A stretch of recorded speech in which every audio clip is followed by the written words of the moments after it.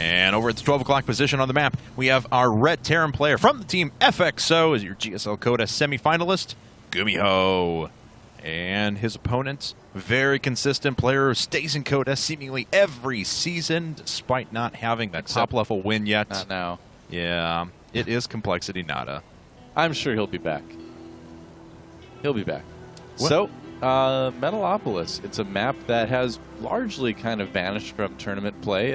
It was around for a long time. It was a good map. Had some flaws here and there, but overall pretty decent. It is a GSL version, so I wonder if it has gold minerals or if this is the GSL version where they took them out. No, this even has the gold minerals. All right. Okay, well. Cool. So really kind of going back in time a little bit here. And so NaDa, though, apparently feeling very comfortable on this map. And it is close by air, so that is something that NaDa could take advantage of once he scouts it. And we'll see what both these players have to offer now. Now, of course, if a situation like this ever arises, we don't immediately invalidate the game. If both teams accept the result, if there's no disputes or anything like that, then, well, what do we care? So, yeah, man. It's true.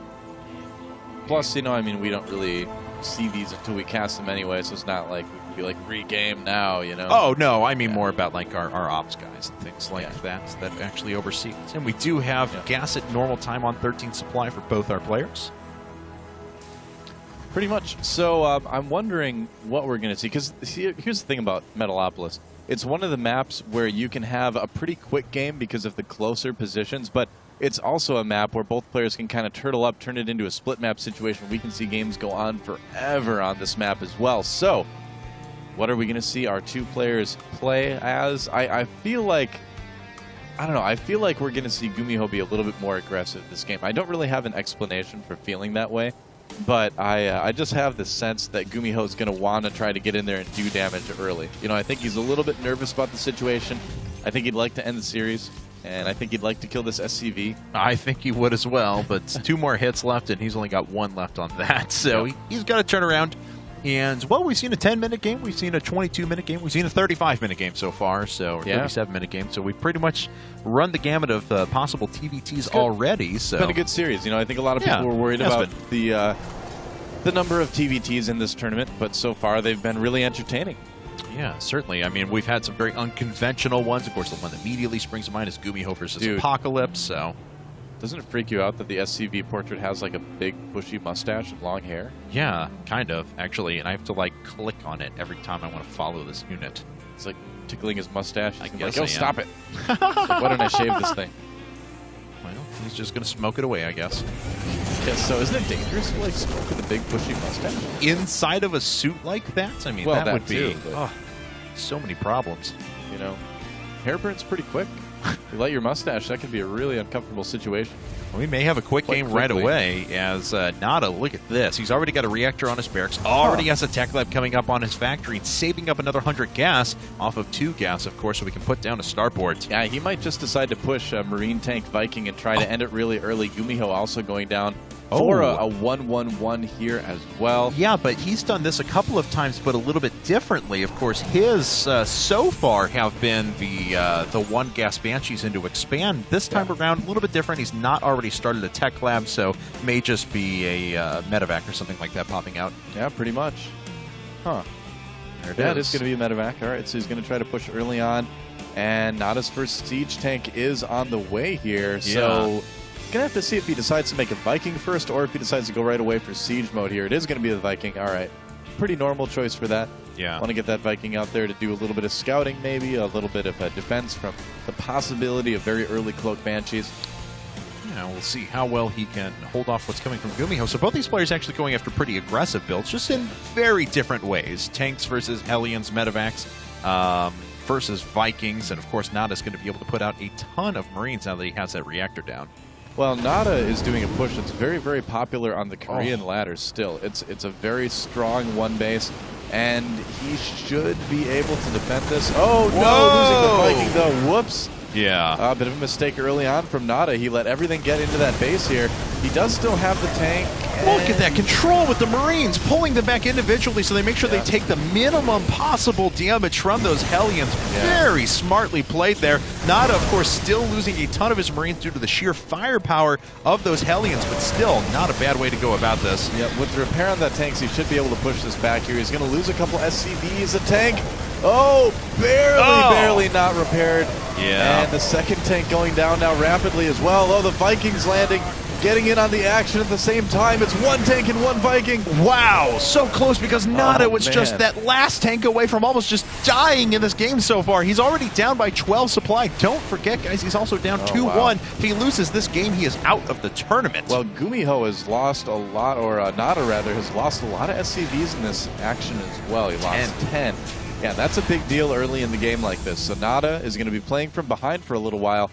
Should be able to stay relatively safe with those siege tanks again. You know, I mean, the opening that he did is basically like one of the safest things you can do in TVT. But, you know, he still lost a good amount of workers here. So he did. You have to see how he decides to kind of make up for that. Well, let's see here now is that Viking still landed, not getting repaired or anything. GuMiho's expanding, and I mean, that's going to obviously open a window for NaDa to try and move out and just kill his opponent off of one base. Well, if NaDa keeps the air advantage here with the Vikings, he should be able to push and do some damage with the siege mode. He's going to stick on one base for quite a while, it looks like. And GuMiho's saving up quite a few minerals, too. We'll have to see what he decides to use those for.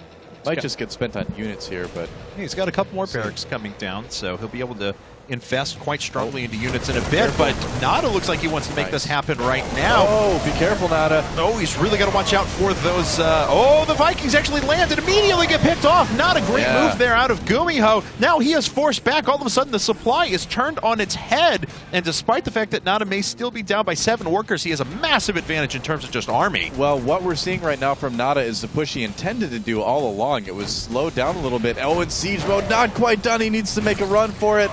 Oh, the timing just barely not working out for NaDa. Well, we'll see. He's going to try and land, go after it anyway. He's going to lose one of those Vikings very, very quickly, but he does have 3 siege tanks out now, and that's enough to force GuMiho back slowly but surely. Oh, there's a couple of tanks on the high ground. I'm sorry, Marines on the high ground, but those are actually picked off pretty quickly because, once again, NaDa still does have the air advantage. NaDa can siege up now at this point, too, if he desires to. And he does still have the air advantage. He needs to not let that Viking die to Marines. All right, well, now he can finally start cutting off the reinforcement lines, and he's going to start picking up production facilities as well. He's got to start reinforcing very quickly, still producing Marines 2 at a time. He is now just down by 3 workers and still has a supply advantage, so his army is quite large. He saw that Viking pop out for GuMiho, I believe, as well. And so he did land the Viking because he knew he couldn't win that fight. Smart decision there by NaDa. With this type of push, the objective is to cover the ramp with your siege tanks. If you can do that, you're going to be in great shape here. And already, you know, he's doing a decent amount of damage with this. No siege mode for GuMiho. He's not going to get to research that. And immediately, those units getting picked off there. The Vikings starting to make their way in slowly but surely. Oh, NaDa has to watch out. Loses his injured Viking. We have another one popping out, though. It is driving the Viking for GuMiho back slowly but surely. NaDa looking pretty good, but still... Oh, wait a second. There's a big drop inside of NaDa's base, and immediately gets picked up on, though. And NaDa going to force that back home. Yep, and look at that. NaDa moving ahead. He's got the ramp covered now. The SCV's coming off the line for GuMiho, but does NaDa have enough? He's cutting it so close, it looks like he just barely does. Wow, yes he is, but now having, like you mentioned before, having this position, making sure reinforcements won't go anywhere, very devastating. Yep, and he's in great shape right now. He's still got some tanks over there on the low ground. Yes, and this is a Tech Lab starport now. It could be a cause for concern. Yeah, there's not going to be any cloaked Banshees, though, so unless he loses both his Vikings here, he should be okay, but oh man, it's close. Yeah, he's really got to watch out there, but the sieged up tanks dealing out so much damage to the Marines. They're actually getting blasted apart pretty quick. There we go, was waiting for the scan on the high ground. What a close game right now from these 2 players here. NaDa, though, still seeming to have a little bit of the advantage in positioning, but GuMiho does have 2 bases out there. Yes. And he does still have a little bit of a worker advantage, too. And NaDa actually is he actually going to go home, or is he just going to repair? I don't know. He's pulling some SCVs off the line. It would seem odd to pull them off that far if he wasn't turning around. I think he's going to repair and go back. That would make sense. Ah, that one Banshee not able to do any damage. No, unfortunately not. And this Viking give you a mass repaired as well. Yep. Any more air units popped out? Yeah, okay, a second Viking has come out now for NaDa, so he does have the Viking advantage. GuMiho going to very quickly catch up, though, on that front. Well, the big thing with what NaDa's been able to do is that he's seen that he made the factory move early, so he can be reasonably sure that GuMiho does not have siege mode himself. And that's kind of what he's counting on. Otherwise, you wouldn't be seeing him move up so aggressively here. Oh. And yeah, he should actually just have enough. This is Well, we'll see. It's going to be close, but he should just have enough, I think, to win this game. This is a really good position for him now, as he can start sieging up the main. That works. That's where it's going to become really tough. GuMiho not really going to be able to move forward either. He has siege mode coming up, but it's still 35 seconds away. He moves everything out. It immediately gets slaughtered by the tanks that are sitting on the low ground for NaDa, and these tanks for GuMiho are going to disappear. He cleans off the ones off to the left, but he's down to 19 now. 16 supply, and there it is. GG.